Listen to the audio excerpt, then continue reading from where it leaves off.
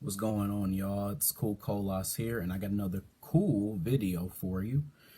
And today, what I want to talk to y'all about is REM Realm, but specifically how I came up with the name, and then like things to look out for from a symbolism standpoint when you are reading the book. So let's get into it a little bit here. So let's start with the title REM Realm. So when you hear that, it sounds like almost like a play on words, like REM Realm. They kind of sound kind of similar and everything like that, but it's actually, the two words REM and then Realm are actually two totally different things there. So anybody who knows what a realm is, it's basically like a space or like some type of elevated, in some cases, very like mystic or magical area, but it basically, a realm is like a specific like area. So if you don't know what a realm is, if you don't know what a realm is, that is kind of like what that would mean. Now REM, I don't know if anybody has heard of like rapid eye movement, but that's basically what like REM is. Like that's where REM comes from, like rapid eye movement when you sleep. So I thought about that as a title because, again, it was kind of a play on words. Those words were very similar. And then I thought about rapid eye movement, which happens again when you're like sleeping and like you're having like certain types of dreams. And then I thought about realm because it's a space where these dreams are actually occurring. So I thought that would be like a great title for what is going on. And I thought it also highlights the very thing that's being focused on within the book. So with that, that's one thing to kind of consider, is that throughout REM Realm, the big focus there is going to be like being in this space of dreams. So whatever that means, I'll leave that up to your imagination until you buy the book and until you read the book. But just understand that the big idea for REM Realm is the idea that we're thinking about a space of dreams and how that exists and how that's conceptualized and what that framework kind of looks like. So that'll give you, again, an idea of what to expect when you are or before you're reading the book, and it can kind of like allow you to take some time to think about what that's going to look like, basically, and who is going to be in this room, or what could be in this room if there isn't like a who. So it's just, again, like something to think about, and also gives you a definition of what that title means and how I came up with it. The big things that I want you to focus on symbolism wise, though, when you're reading this book, are certain things that you subtly wouldn't really pay attention to, the way that you would pay attention to I guess like on an ordinary day. Like, for example, like if somebody's drinking a cup of coffee, I mean, that's pretty like normal. I mean, you pretty much know that they're drinking a cup of coffee because, they probably need energy, or they probably need to stay up, or they probably just like the taste, or whatever the case is. But little things like that, like so subtle, like those are the things you need to pay attention for, like drinking a cup of coffee, or this person, they decided that they wanted to throw on a shirt, or they wanted to throw on a certain shirt, or they wanted to they bought this item, like they bought this this food item, or this person or even something as subtle as like they were angry and they slammed their phone down, or something like that. So the little tiny things that someone does are the things that you want to focus on, because they mean everything, every single thing. Now there's some things that are kind of in your face, and it's kind of like, dude, if like you don't know that there's some symbolism there, or that there's some meaning, then you haven't really been paying attention.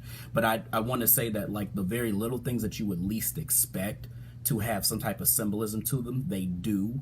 And that's a very common thing throughout this book. Another thing that's very common and that you're going to see come up a lot is color. Color does mean something in this book.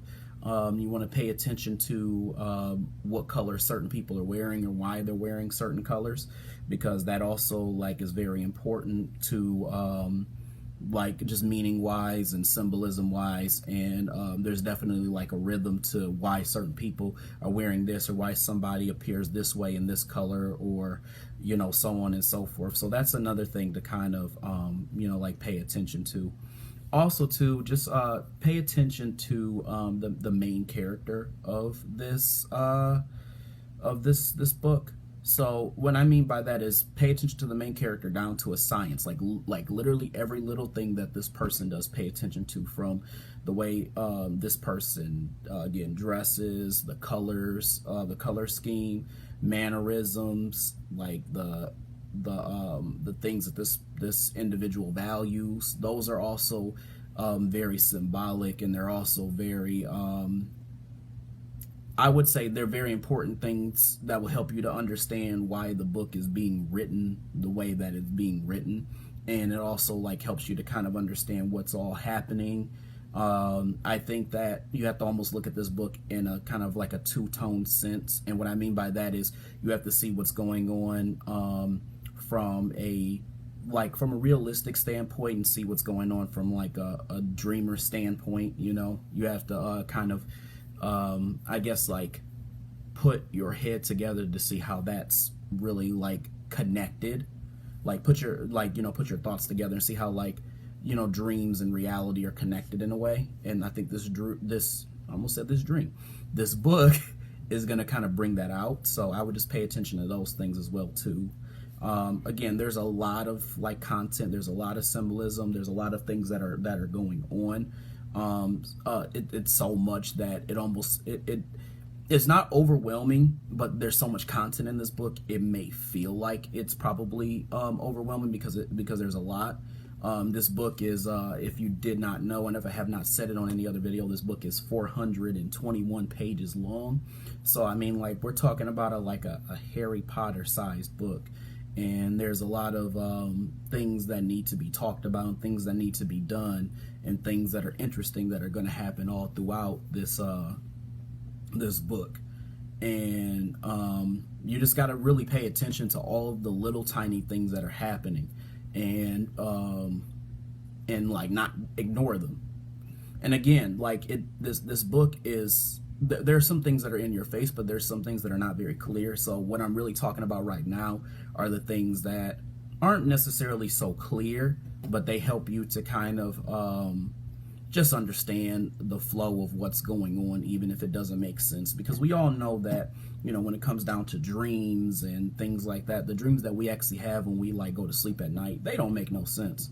Like 90% of the time, there may be like snippets of little things that it's like when you wake up, you're like, oh, well, this person exists in my world and they may do this thing or they may do that thing, but the rest of the dream just doesn't make any sense. Like, I'll give you an example of a dream that I actually had last night, and it's like, I don't know, it's like it made sense, but it didn't. So I had this dream last night actually where like it was myself, and then it was like my mom, my aunt, and then another person, and we were in a car, and I was going to get dropped off at the airport, but it's like I was going to go out, but I was being told I was going to go on a flight like to the past, but it was in like Kalamazoo. So in my head I'm like, well, my family, they live in Michigan, like on the east side of the state in the Detroit area. So, like, why would I ever take a flight to go to Kalamazoo, and I could just literally, like, drive there myself? Like, why would I need to do that? So, it was supposed to be like a time machine plane, and I was in this airport with, like, an old friend from, like, middle school and college, and then, like, another person, and then this girl I didn't even recognize. I couldn't even like put like a face in that dream to somebody I know. And apparently, like, the three of us were on a mission to get on this plane that was supposed to go back in time, and we had like only a couple minutes to do it basically. And so we were told we had to hurry before the plane had left. And basically, the idea there was that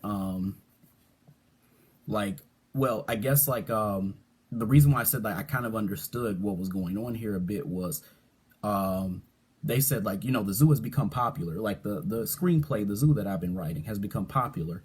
And, it's time that you probably go back in time and see what happened during your college experience.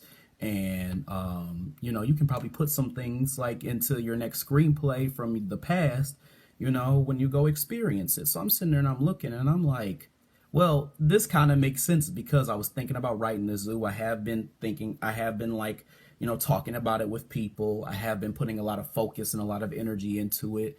And, you know, I do from time to time think about some of my college experiences, the ones that I actually like, because I'm not like a supporter of college in general. If you didn't know, I think that I try to like remember some of the things that actually were like good about it, or at least eventful enough that I can actually put into my story, which is what I do for the zoo. And I think that this dream was kind of like calling out to that a little bit.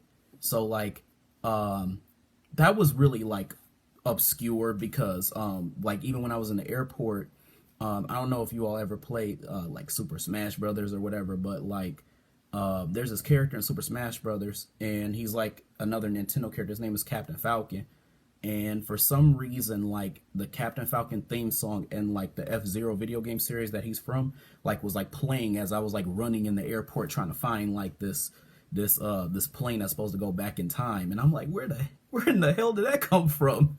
Like, I haven't even played Super Smash Brothers in a while too, so I'm not really sure like where that like resonated from. But I guess it was supposed to represent like hurrying, because he's a fast character. The song is very fast paced and is very extreme. So I'm thinking that that's kind of what it was telling me, is that there's like an urgency for me to, you know, like kind of remember things and write things down that are going to probably be central to me writing the zoo, like when as I write the screenplay and I develop more ideas. So I'm thinking maybe that was the message. I'm gonna be honest with you, I really don't know. But like regardless, I took the time to kind of interpret that dream and see what was going on there. So, and that's the way that you're going to have to kind of think about REM Realm, is like, how can I interpret this beyond like what I am seeing? And that's why I'm telling you to pay attention to the little things that happen, because they mean something. It's not just this person is just drinking some water, or this person is just like walking to their room to lay on their bed, and it's that simple. Like everything is something that you just got to pay attention to